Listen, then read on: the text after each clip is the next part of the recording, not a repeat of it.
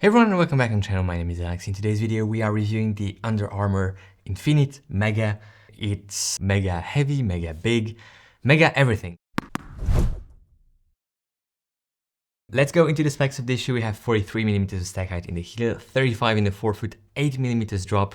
In my size, US 11, EU 45, this shoe comes at 330 grams, which is surprisingly less than what Under Armour claims for a sample size on their website.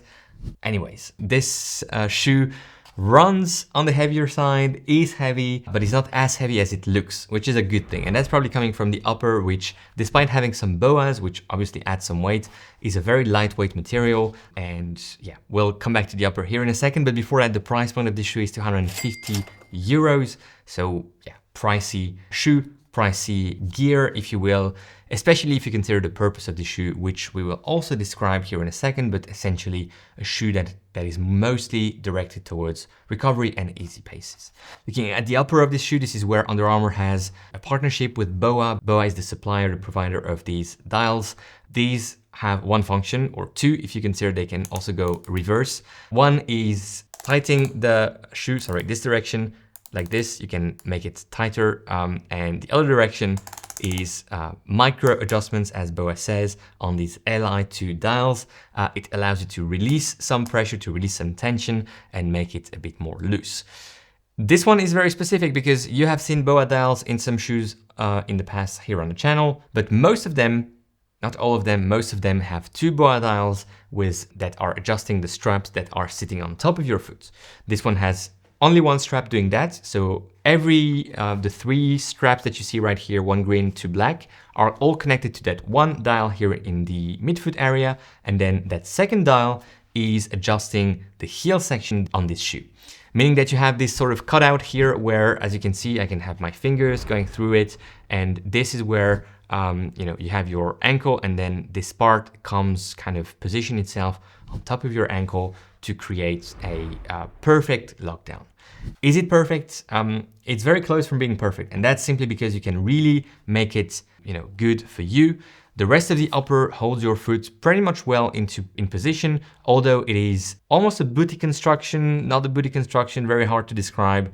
It's a sock-like 3/4 of an upper, if that makes sense, meaning that everything moving forward from that tongue is like a sock construction, and then the heel is a separate part because of the cutout, but it's actually linked with the rest of the shoe here. Not easy to describe, to be honest, but yes, the lockdown in the heel is really good because of the adjustability offered by the BOA dial. I think if you have, a preference for a very snug heel, lots of contact with that padding on top of your Achilles, you can have it by adjusting something very, very snug.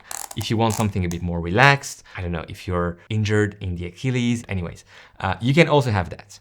And that's pretty much the beauty of the BOA dials. You can really create a fit that will work for you, your specific needs and your foot anatomy, which I think is very, very nice. How's the fit and how's the length of the shoe? It's fitting pretty well in terms of length.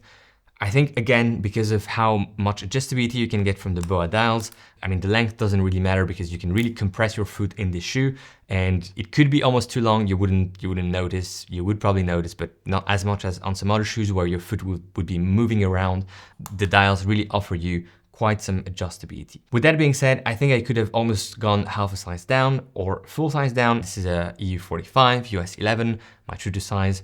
And that's because when I kind of tightened the shoe, I realized that there is only very little of these BOA things left here in the forefoot, meaning that I have to go quite tight, which is great because the BOA allowed to do it, but I think I could have had half a size down or full size down to kind of make it a bit more, not aesthetically pleasant, but just avoid some wrinkling of the material here in the forefoot, which doesn't bother me at all, by the way. But yeah, that's just like some considerations because I do have a full thumb width in the forefoot and I see the wrinkling happening. I'm considering maybe, half down could have worked. If you're buying this shoe, maybe consider it as well. Or if you have previous experience with Under Armour shoes, maybe you know how they should fit or how they fit for you specifically. Looking at the rest of this upper, we have a very pliable heel. Does that even matter for this shoe? And then we have a drop-in construction. It's not as much of a drop-in construction as on the Cloudboom Strike, for instance, where everything about the forefoot was in that drop-in part of the midsole. There's a lot of material here for sure. As you can see, it's, I can even weigh it here for you. It's probably gonna come at, a significant weight. And yeah, I mean, we have 40 grams of insole insert.